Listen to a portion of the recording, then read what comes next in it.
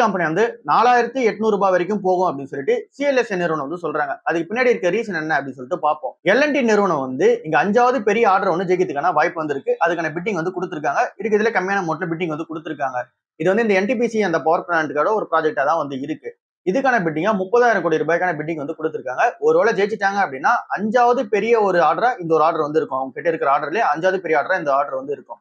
பினான்சியலா 2027ல மட்டுமே 6% இவங்க revenue generate பண்றதுல இந்த இடத்துல இருந்து மட்டும் ரெவன்யூ வந்து ஜென்ரேட் ஆக ஆரம்பிக்கும் இந்த ஒரு கம்பெனிக்கு. ஸோ எல்என்டில ஒரு பெரிய ஆர்டர் வந்து கிடைக்கிறதுக்கான வாய்ப்பு இருக்குல்ல. ஸோ இதனால மட்டுமே 4800 வரைக்கும் போகும் அப்படின்னு சொல்லி சொல்றாங்க.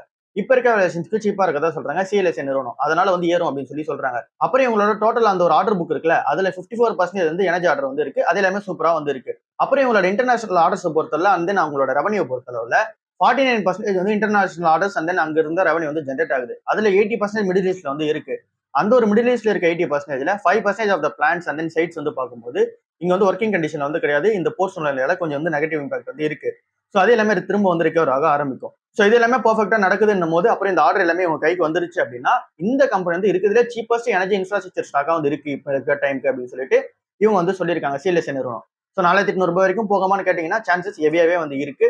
இப்போ இந்த மிடில் ஈஸ்டோட அந்த ஒரு டென்ஷன்ஸ் எல்லாமே முடிவு வந்துச்சு அப்படின்னா இன்னும் கீழே இறங்குறதுக்கான சான்சஸ் கம்மியாகப்படும். அந்த ஒரு 3000 ரூபாய் கீழே போகுது சான்சஸ் இருந்துச்சுல, அது எல்லாமே இந்த ஒரு டென்ஷன்ஸ் இந்த ஒரு வார் டென்ஷன்ஸ் அப்படியே கம்ப்ளீட்டா ஸ்டாப் ஆயிடுச்சுன்னும் போது அந்த ஒரு சான்ஸ் வந்து லெஸ்ஸா தான் வந்து இருக்கு. திரும்ப மார்க்கெட் எப்போ பேனிக் ஆகுது, எப்போ வந்து மார்க்கெட் வந்து ஓவராலா வந்து ஃபால் ஆகுதோ அந்த டைம்ல தான் மேபி சான்சஸ் வந்து இருக்கு. இப்போதைக்கு இவங்க சொல்ற மாதிரி 4800 போகிறதுக்கான சான்சஸ் எவ்வளவே வந்து இருக்கு. இப்ப இருக்க லெவல்ல இருந்து 20% வந்து ஏறும் அப்படின்னு சொல்லியிருக்காங்க. இண்டஸ்இண்ட் பேங்க்ல வந்து புது ஆள் ஒருத்தவங்கள உட்கார வச்சிருக்காங்க. ஹெட் ஆஃப் கன்சூமர் பேங்கிங்ல ஒரு ஆள் வந்து வந்திருக்காங்க. ஜெக்தீப் மல்லாரெட்டி அப்படின்னு சொல்லிட்டு ஒருத்தவங்க உள்ள வந்திருக்காங்க. இவங்க நேத்துல இருந்து எஃபெக்டிவ் வந்திருக்காங்க. ஸோ இவங்க வந்தது வந்து இந்த கம்பெனிக்கு ஒரு பெரிய பிளஸ் வந்து இருக்க போகுது. இவனுக்கு 30 years ஆஃப் எக்ஸ்பீரியன்ஸ் வந்து retail, banking and then lending, credit, அப்புறம் ரிஸ்க் இந்த மாதிரி இடத்துலலாம் வந்து இருக்கு.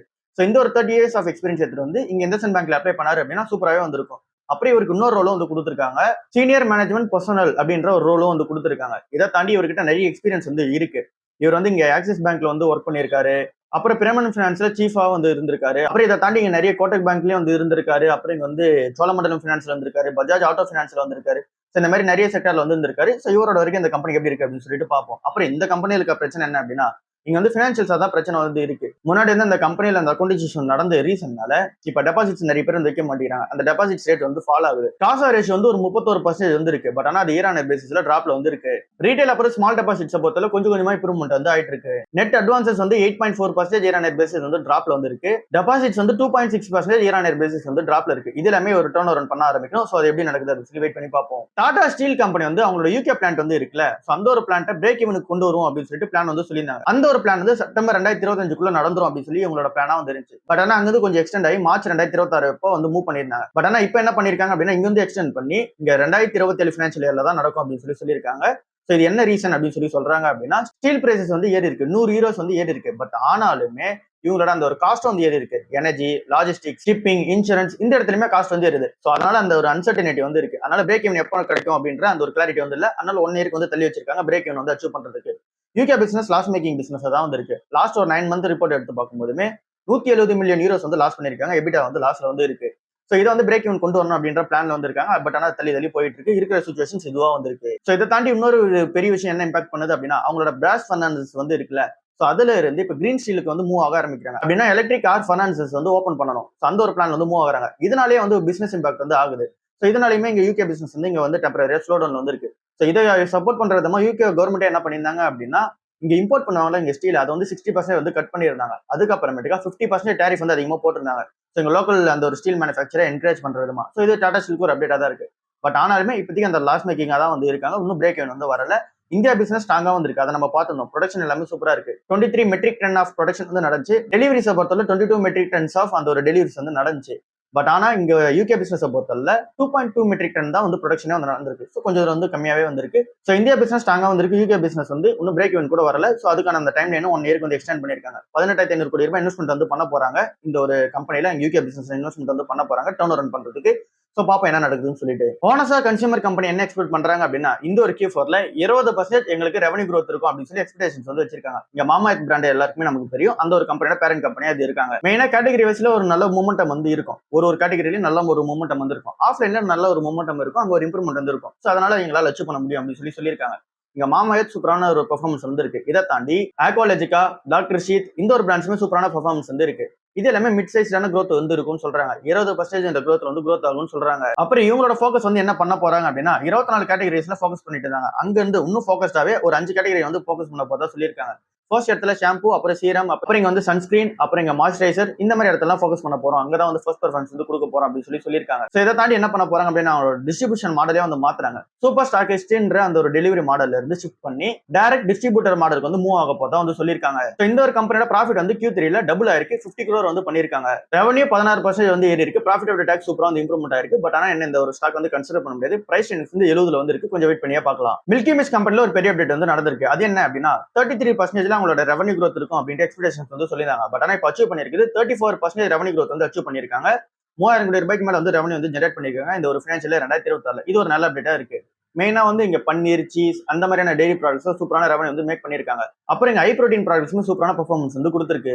ஐபிஓ வந்து ஒரு 2000 கோடி ரூபாய் வந்து திரட்டுற பிளான்ல வந்து இருக்காங்க. அதுக்கான அப்ரூவல் வந்து செபி சைட்ல இருந்து கிடைச்சிருச்சு. அக்டோபர் மாசம் வரைக்கும் உங்களுக்கு வந்து அந்த ஒரு டெட்லைன் வந்து இருக்கு. அந்த அப்ரூவல் கிடைச்சதுக்கான டெட்லைன் வந்து இருக்கு. அதுக்குள்ள ஐபிஓ வந்து வந்துக்கலாம். மார்க்கெட் டைம் கரெக்டா இருக்கும்போது ஐபிஓ வந்து உள்ள வந்துருவாங்க. சோ எல்லாமே வெயிட் பண்ணி பார்ப்போம். இந்த ஒரு கம்பெனியோட பெர்ஃபார்மன்ஸ் சூப்பரா வந்து இருக்கு.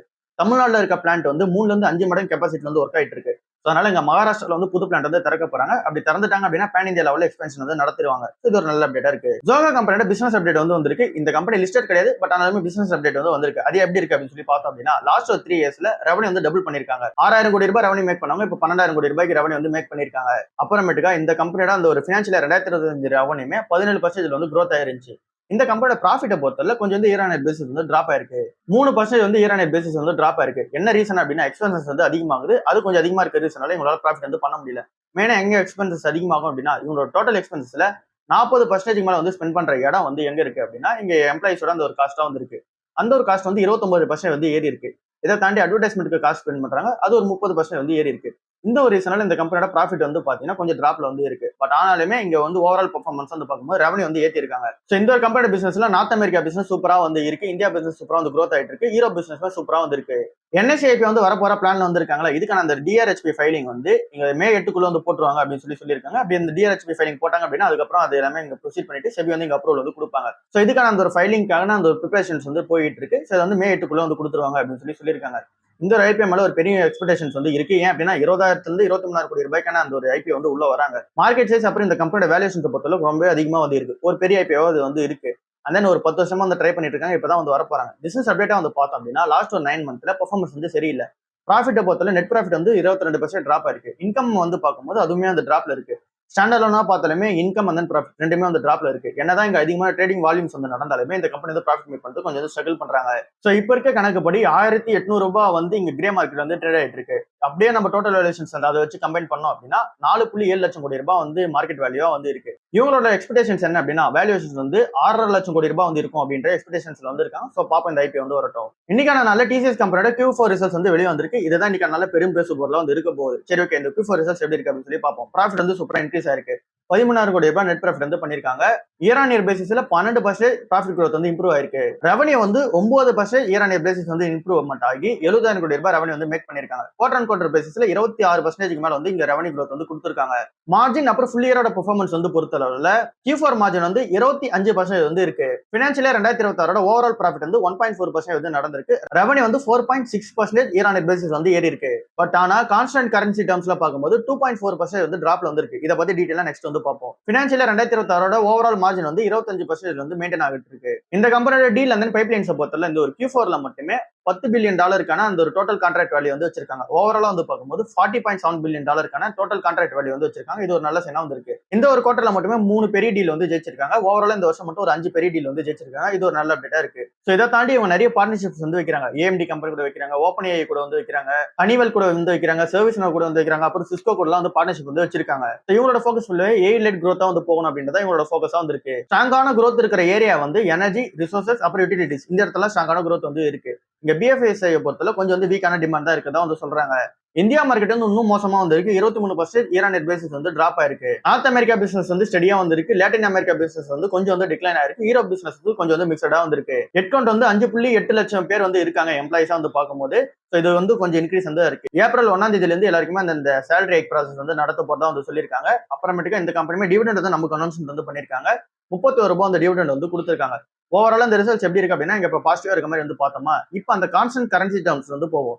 ஃபர்ஸ்ட் எவர் டைம் வந்து டாலர் ரெவன்யூ வந்து பார்க்கும்போது இந்த கம்பெனி வந்து ஃபர்ஸ்ட் டைம் வந்து டிக்ளைன் வந்து ஆயிருக்கு. ஸோ அப்படின்னா என்ன அப்படின்னா இந்த கம்பெனி லிஸ்ட் ஆனதுல இருந்து வரலாற்றிலே இப்பதான் ஃபர்ஸ்ட் டைம் வந்து டாலர் ரெவன்யூ வந்து பார்க்கும்போது கம்மி பண்ணிருக்காங்க, கம்மியா வந்து கொடுத்துருக்காங்க. 0.5% வந்து டாலர் ரெவன்யூ வந்து குறைஞ்சிருக்கு. இது ஒரு நெகட்டிவ் சைனா தான் டிசிஎஸ் கம்பெனி வந்து நம்ம பார்த்தாகணும்.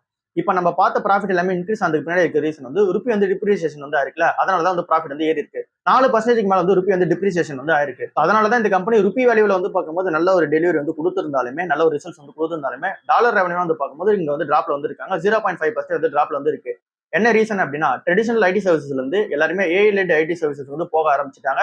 அப்புறம் இங்க எஃபர்ட் பேஸ்டான அந்த ஒரு மாடல் வந்து மூவ் பண்ணி இங்க அவுட்கம் பேஸ்டான மாடலுக்கு வந்து மூவ் பண்ண ஆரம்பிச்சிட்டாங்க. ஸோ அதனால பில்லிங்கே வந்து பாத்தீங்கன்னா டோட்டலா வந்து சேஞ்ச் ஆகுது. ஸோ இந்த மாதிரியான நிறைய ரீசன்ஸ் வந்து இங்க வந்து இருக்கு. அப்புறம் மேக்ரோ எக்கனாமிக் லெவலில் வந்து ஸ்லோ டவுன் வந்து இருக்கு. கிளைண்ட்ஸ் எல்லாருமே அதிகமாக வந்து இங்க ஆர்டர்ஸ் வந்து கொடுக்க மாட்டேங்கிறாங்க. ஸோ இது எல்லாமே நெகட்டிவான சைனா வந்து இருக்கு. இந்த ஒரு ரீசன்ஸ் எல்லாமே கம்பைன் பண்ணி இந்த கம்பெனியோட ரிசல்ட்ஸ் வந்து டாலர் டேர்ம்ஸ்ல நெகட்டிவா வந்து இருக்கு. ஸோ இந்த ஒரு கம்பெனி கொஞ்சம் கான்ஷியஸா வந்து பார்த்தாகணும். ஏஐ ரெவன்யூ வந்து சூப்பரா வந்து பண்ணிருக்காங்க. $2 பில்லியன் மேல ஏஐ ரெவன்யூ வந்து ஜென்ரேட் பண்ணிருக்காங்க. இதை பத்தி டீடைலா வந்து நாளைக்கு நாள் டிஸ்கஸ் பண்ணுவோம். டிசிஎஸ் ரெவன்யூ மட்டுமே நம்ம அனலைஸ் பண்ணி டிஸ்கஸ் வந்து பண்ணுவோம். டிசிஎஸ் கம்பெனி வந்து மார்க்ஸ் அண்ட் ஸ்பென்சர்ஸ்ன்ற ஒரு கம்பெனி கூட வந்து பார்ட்னர்ஷிப்ல இருக்காங்கன்னு சொல்லிட்டு எல்லாருக்குமே தெரியும். அந்த கம்பெனியோட டெக்னாலஜி பார்ட்னரா இந்த டிசிஎஸ் கம்பெனி வந்து இருக்காங்க. 10 இயர்ஸ்க்கு மேல வந்து இந்த பார்ட்னர்ஷிப் வந்து இருக்கு. இன்னும் கண்டினியூ ஆகும் அப்படின்னு சொல்லி சொல்றாங்க. மல்டி இயர்க்கான அந்த ஒரு டீல் வந்து இன்னும் கண்டினியூ ஆகும். நாங்க அந்த கான்ட்ராக்ட் வந்து இன்னும் கண்டினியூ பண்ணிப்போம் அப்படின்ற மாதிரி சொல்லியிருக்காங்க. இது ஒரு நல்ல செனா இருக்கு. ஆந்திரபிக் கம்பெனி வந்து மைத்தோஸ் அப்படின்னு சொல்லிட்டு ஒரு ப்ராடக்ட் வந்து லான்ச் பண்றாங்க. இது வந்து ஒரு பெரும் பேசுபொருளா வந்து இருக்க போகுது. ஏன் அப்படின்னா இது வந்து கிளாடோடவே அட்வான்ஸ்டு ஏஐ மாடலா வந்து இருக்கும் அப்படின்னு சொல்லி சொல்றாங்க. டீப்பான கோடிங் இதுவே வந்து பண்ணிக்கும். அப்புறம் வல்னரபிலிட்டி டிடெக்ஷனும் இதுவே வந்து பண்ணிக்கும். ஸோ இதனால இப்போ ஒரு கோடிங் வந்து பண்றாங்க அப்படின்னா 1000 லைட்ஸ் ஆஃப் கோடிங்னு இருக்கும்போது அது எல்லாமே இதுவே வந்து பண்ணிக்கும். அப்புறம் அதை ஆட்டோமேட்டிக்கா வந்து பாத்தீங்க அப்படின்னா ஃபிக்ஸ் பண்றது, அப்புறம் அந்த பக்ஸ் வந்து ஃபைண்ட் பண்றது, அப்புறம் வந்து ஆடிட் பண்றது, அப்புறம் இந்த வல்னரபிலிட்டி டிடெக்ஷன்ஸ் வந்து பண்றது, இது எல்லாமே இதுவே வந்து பண்ணிக்கும். ஸோ இது இன்னும் இன்டெகிரேஷன் வந்து பண்ணல, இன்னும் அது வந்து டெஸ்டிங் ஃபேஸ்ல தான் வந்து ஒருவேளை இன்டெகிரேஷன் பண்றாங்க அப்படின்னும் போது ஏன் அப்படின்னா டேட்டா ரிஸ்க் வந்து இருக்கு. ஒருவேளை இன்டெகிரேஷன் பண்றாங்கன்னும் போது பெரிய அப்டேட்டா வந்து இருக்கப்படும். ஸோ இப்போதைக்கு இருக்கிற சூழ்நிலையில லாங் டேர்ம்ல வந்து இது வந்து கண்டிப்பா வந்து பெனிஃபிட்டா இருக்க போகுது. பட் ஆனால் ஷார்ட் டேர்ம் பொறுத்தவரை கொஞ்சம் இந்த அஃபெக்ட் வந்து மார்க்கெட்ல வந்து பண்ணுவோம். விப்ரா கம்பெனியோட அந்த ரிசல்ட்ஸ் வந்து ஏப்ரல் 16 வெளியேற போகுது. அந்த டைம்ல போர்டு வந்து என்ன கன்சிடர் பண்றாங்க அப்படின்னா இங்க வந்து ஷேர் வந்து பைபேக் பண்ணிக்கலாம் அப்படின்றத கன்சிடரேஷன்ல வந்து வைக்கிறாங்க. ஏற்கனவே இந்த ஒரு கம்பெனியோட வேல்யூஷன்ஸ் வந்து இப்போ கம்மியா வந்து இருக்குல்ல, அதனால நம்மளே வந்து ஷேர்ஸ் வந்து பைபேக் பண்ணிப்போம் அப்படின்ற பிளான்ல வந்து இருக்காங்க. இது இந்த கம்பெனில ஒரு அப்டேட்டா இருக்கு. ஸோ இந்த ஒரு கம்பெனியோட அந்த ரெவன்யூ எல்லாமே இந்த ப்ரிவியூ வந்து போட்டிருக்காங்க. பட் ஆனால் நம்ம எக்ஸாக்டான ரெவன்யூ வரும்போது நம்ம வந்து டிஸ்கஸ் பண்ணிப்போம். நேற்று வந்து சென்செக்ஸ் வந்து விழுந்திருக்கும், 900 பாயிண்ட்ஸ் வந்து விழுந்திருக்கும். பின்னாடி இருக்க ரீசன் என்ன அப்படின்னா குளோபல் மார்க்கெட்டே வந்து கொஞ்சம் வந்து வீக்கா இருந்துச்சு, நம்மளோட மார்க்கெட்டே வீக்கா இருந்துச்சு. இன்னும் அந்த அன்சர்டனிட்டி வந்து இருக்கிறதா வந்து சொல்றாங்க. ஸோ அதனால தான் நம்மளோட மார்க்கெட் வந்து நேற்று வீக்ல இருந்துச்சு.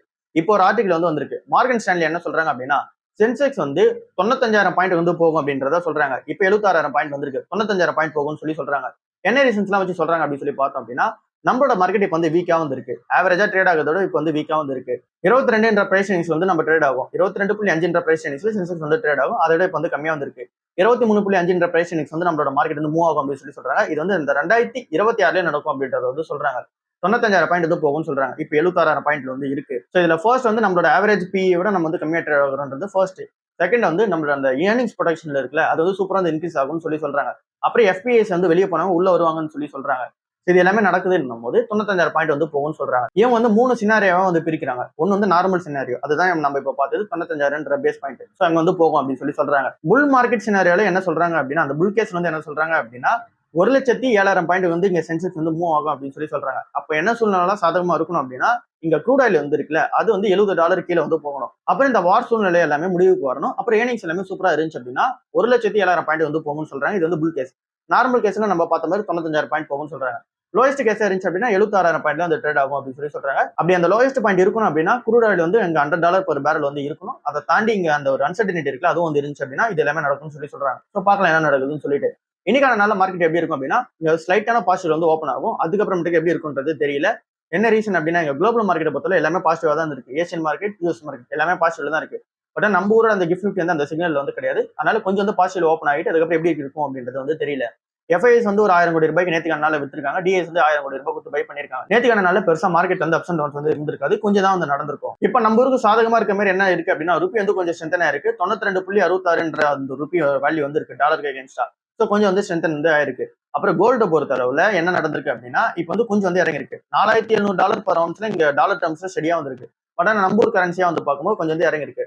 $15,200 per கிராம் வந்து இருக்கு 24 கேரட். ஸோ கொஞ்சம் வந்து இறங்கிருக்கு நேற்றுக்கான நாளை விட கம்பேர் பண்ணும்போது. ஸோ இதுதான் இன்னைக்கான ஓவரால் மார்க்கெட் நியூஸா இருக்கு. நெக்ஸ்ட் வீடியோ வந்து டிசிஎஸ் கம்பெனியோட அந்த ஒரு ரெவன்யூ வந்து இன்டெப்தா வந்து பார்த்துட்டு அதுக்கப்புறமேட்டுக்கு அப்டேட் வந்து பண்ணுவோம். அவ்வளவுதான் இந்த வீடியோ. பாய்.